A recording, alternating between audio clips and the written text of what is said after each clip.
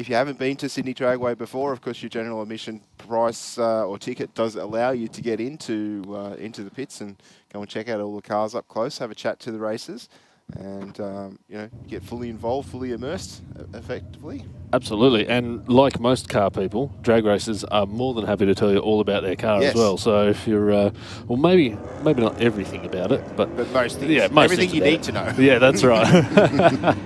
Exactly right, and plenty of cars that we haven't seen for a little while down there as well. Bushy, I see Danny McDessie's got the taxi back. Oh, sweet. Yeah, it's down here. So. Formerly known as the Devil's Taxi. I'm not sure if it's still calling it the Devil's Taxi with the white paint job now. It's had the white paint job for a while, certainly it's been a little while since we've seen the McDessie machine out here. So always a fantastic car to watch, and always a spectacular run as well. Absolutely. Got the crew down there from SCF Race Cars as well, Craig Burns. Yes. Got the Mustang out here, the Villain. Croydon Racing Development have got Zeus, the R35 Pro Mod, out here as well, which Craig has a lot to do with. SCF doing the chassis setup for that car, so it would be really good to see all of those vehicles make a couple of nice licks out here at Track Champs. Yeah, definitely a good opportunity for them to come out and try a few things and see how they go, and obviously put down some numbers. Henry Spikak and Stuart Howe doing battle there, both leaving a little bit early on the start line, but a 12.005 for Spikak 2, an 11.70 for Howe in the Rocket Lane. I don't think I've seen Stu's car out here for a little while. The yellow ute. It has been a little while, but always it's a hard one to miss when it is here with that bright yellow paintwork. But on track now, two very nice cars. Peter Giddens in the Ford Cortina for street neat paint and panel, and we've given him the day off as one of our hardworking officials out here. Does occasionally get behind the wheel of the Cortina, and in beside Mark Hopkins in this very quick LX Tirana, only 312 cubes of Holden on board, but usually runs in the low 10s. He squeezes every last one of those 312 cubic inches out of that beautiful little LX Tirana. Just a very well sorted car. 155 to the 60. Giddens just wandering slightly over towards the centre line. Shouldn't be a drama though. Hopkins will take it 10.85 with a 2, 123 mile an hour for the Tirana across the finish line. Giddens in the Cortina 11.35 with a 7, 119. So pretty tough pair of street cars right there. And here is another pair. We have Brett Stutchbury and Corey Stutchbury taking on each other. Both for PSC Racing and Power Plus Race Fuels of New South Wales, Shorty Performance Engines and Dialed In Automotive. It's convenient, isn't it? When they both same last name, same sponsors, same workshop. It's a good deal. Pretty much halves my workload. It's great. That's right. I mean, they could both have a VX or a VY Commodore just to make things easy for us. But I guess we'll put the effort in. I guess I'll have to do it. All right. Great launch from both drivers there. An 098 for Corey in the Rocket Lane, a 1.560 for both lanes. They're going to head on down for a 10.20 for Brett in the Aeroflow lane and a 10.64 with a 6 for Corey in the Rocket Lane. Great passes from both those guys. That's going to be some good racing all day. Yeah, definitely. Good speed from both cars. 236 mile there from... Yes, a bit of hairdryer assistance on right, I see. on Brett's car. I think he ran nitrous for a while, didn't he? And then I think I believe so. Yeah. Yep. So a car that will certainly take your interest in the Rocket Lane there, Pat. Little Audi RS3. You don't tell everyone that, mate. Come on. Why? There's cool muscle cars here. Can't be interested in an A3. It's an RS3, by the way. We shouldn't take anything away from Braden Stewardson in that JM Auto Repairs RS3. They're an absolute animal. 5-cylinder turbo in that little thing. Craig Warren out in the Sydney Scrap Steel LJ Tirana, though. He's running 148, 60 foot. He's going to go on through for a 10.19 with an 8 at 130 mile per hour.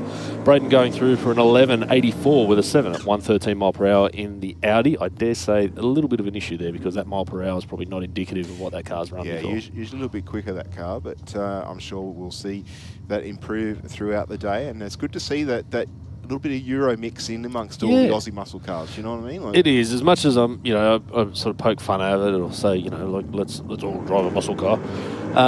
It's important that you just run what you brung. Yes. Right? You know, like everyone's got whatever it is that they like, so bring it out and you can race it. Ultimately, it's the goal from the start line to the finish line, isn't it? And there's so many different ways you could do it. However you get there is however you get there. Yes. Great run from Dennis Matisic there in the Camaro, a 10.090 at 133 mile per hour. Adam Bowers in the HQ in the Aeroflow lane. All right, another family connection here. Richard and David Matisevic.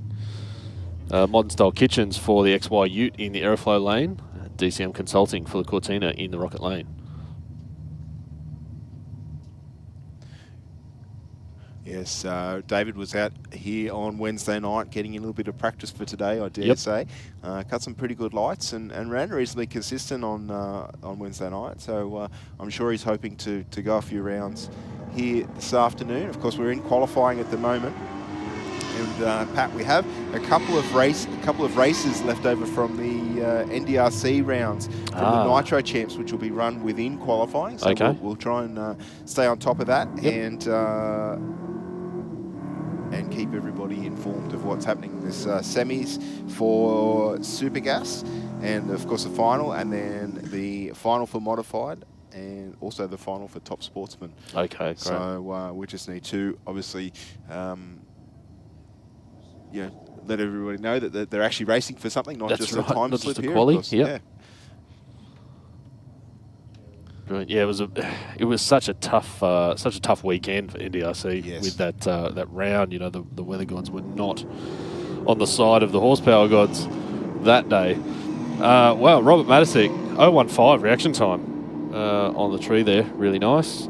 Good way to start the morning. I'm pretty sure I saw him turn up about 20 minutes ago as well to the track. Rolled straight through scrutineering and pulled on a helmet, long sleeves, and off you went. It might have been slightly longer than 20 minutes, but it wasn't much, let me tell you. So he's on it today. Right, Mitchell Gregory in 66 Chevy Impala. I don't believe I've seen this car before. It's a cool looking thing. It is a very cool looking car, and it is quick for the size of it. Like, to have a go at the size of this thing, it's probably one of the biggest cars on the premises, I think. There is another Impala in Super Street. Yep.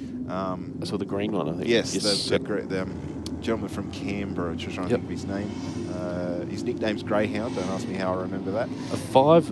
A 159.60 for that Impala is not what I was expecting, to be honest. Bushy. It's going to go through for 11.297 with a good lift. I would say probably at about 1,000 foot.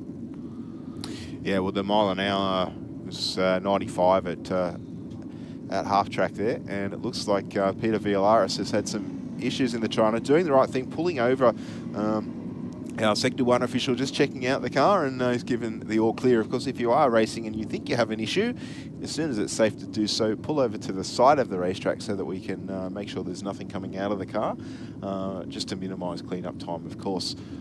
And as you said, great racer and machine awareness there from Peter as well, knowing that there's a bit of an issue, getting over close to the official, making sure there's no oil dropping down the road. If there's nothing coming off the car, we'll drive it on down. We don't have to stop. Everyone can keep racing. So really well done there. Yeah, I think Peter might have known something was wrong there. He went 2.9 in the 60 foot. That car should be nearly half that. It's normally trying to twist itself 180 off the line. So very good deal. All right, Daniel Burtonshaw back out DJ haulage on the Hayabusa, sponsored by Devil Designs. We got Jesse Barnes in the Rocket Lane on Pro Tunes Motorcycles GSX 1300 early Hayabusa, I believe. Also sponsored by D-Wood Interiors. Their first runs of the day.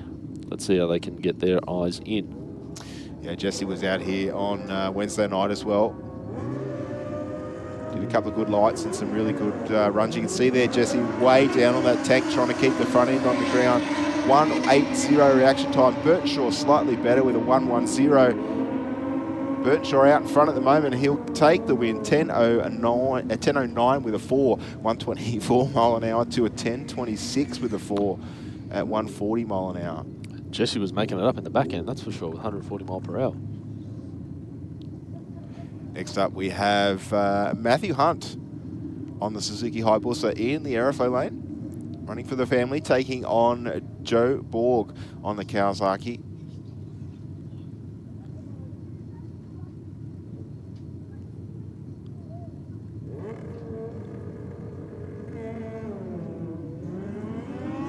big lift from Joe in the rocket lane there.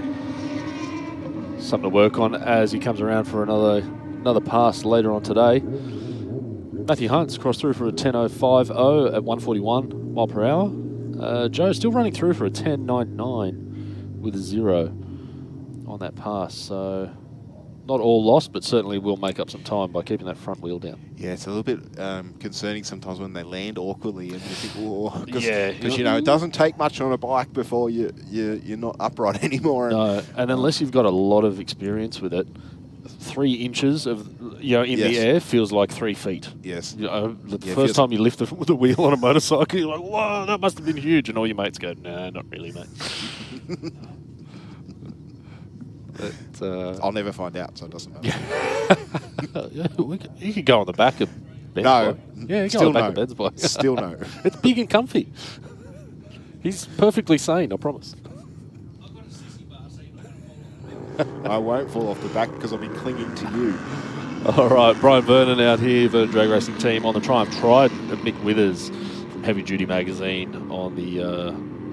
I don't think... Is he on Superglide again today? I think... Well, it says it's Superglide, so it must be. 12.37 with a 5 at 110 mile per hour to a 12.21 with a 7 at 113.69 miles per hour. Next pairing up, we've got Adrian Watson from Shed Built Racing on the Yamaha R6, so sponsored by Koch's Garage. And we've got Andrew Riches on the Indian Scout. It's like a privateer entry. It's quite a late model Scout as well. I think this is Michael Rich's father. Ah, okay. Yeah, so Michael running in modified bike. Yep. And his father Andrew. Beautiful. Taking out the Indian. Yep. 2167 in the 60 for the Indian Scout, which, let's not forget, guys, that's a completely standard road bike from what it looks like, from what I can see here. I did see it in the pit lanes, in the staging lanes. So, it goes through for a 13.48 with a 3 this morning for his first qualifying run. That's the beauty of a track championship, isn't it? Yep. How'd you go, Michael? Did he listen to all your instruction? Yeah. There's a nod there. He's all right. Bigger burnout next time, maybe, Michael. All right. Greg Horadam on the start line and Mark Hodges. Hodges from all the way from Dubbo here this morning on the Robinson Motorcycles Kawasaki in the rocket lane. Horadam for Minions Racing from Wiley Flat. Good side-by-side race, though. That is a good race. Only a 10th across the finish line. 10.66 with a 9 for Horadam in the airflow lane to a 10.25 with a 3 for Hodges in the rocket lane. Sean Close going through his burnout procedure in the rocket lane. Now, last time we had a round, I think there was a whole host of closes here. I think 3. Yeah, close racing. Yep, does sound familiar, Bushy. Not familiar with Sean's combination here, though, the YZF, the R1.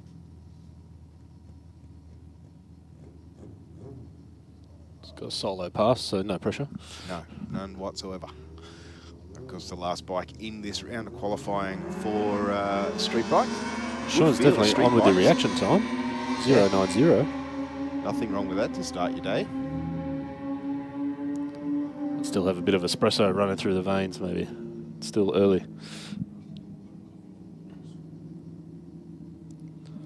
All right, looks like we're getting to Street Fighter here. Yep, our first pair of combatants ready to lay down their first pass of the day. It's the only way to start, really, isn't it? Ford versus Holden. Yes. Falcon versus Commodore. AU, of course. It has to be the AU. Well, it's got to be an AU. AU's got to represent.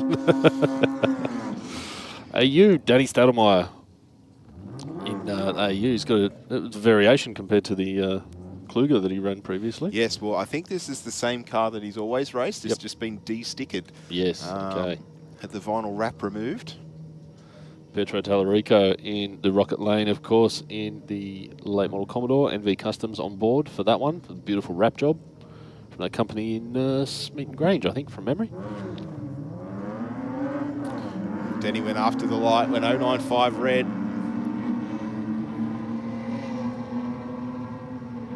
And of course, if you you can't get to the racetrack and you want to join us online, we are live streaming the event via Sydney Dragway Official on YouTube. Of course, if you even are at the event and want to just keep up to date with all the commentary and have a bit of a view of what's going on down the racetrack, log in. Feel free to give Pat and I a shout out, or if you've got some info you're happy to share, definitely let us know. We try and keep an eye on all the chatter. So welcome to all of our viewers on the live stream as well. I hope you're enjoying the coverage. See Sean Dartnell out here in the little Hyundai i30.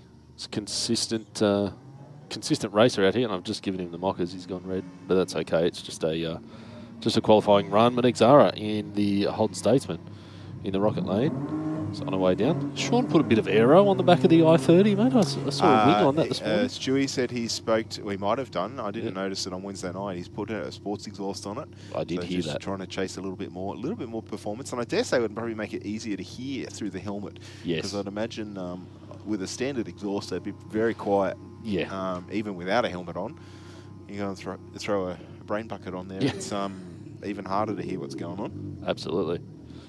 If you're not familiar with the class, Street Fighter is really designed for effectively a straight off the street.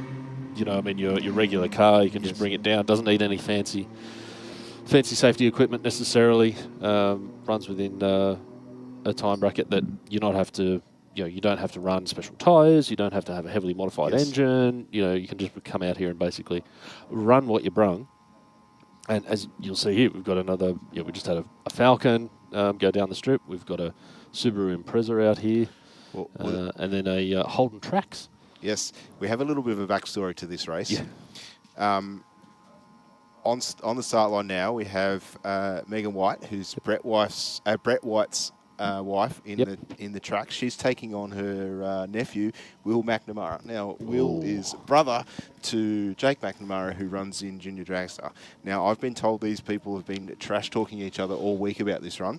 It's worked because Megan's done him on the tree. Yep. So the Trax does have a little bit of performance advantage, so they figured that the reaction time was what was going to win the battle. I don't know whether they actually did put some skin in the game. Ooh. I was trying to get it to happen, but it did, and no one committed. Can we confirm, Brett or Jake?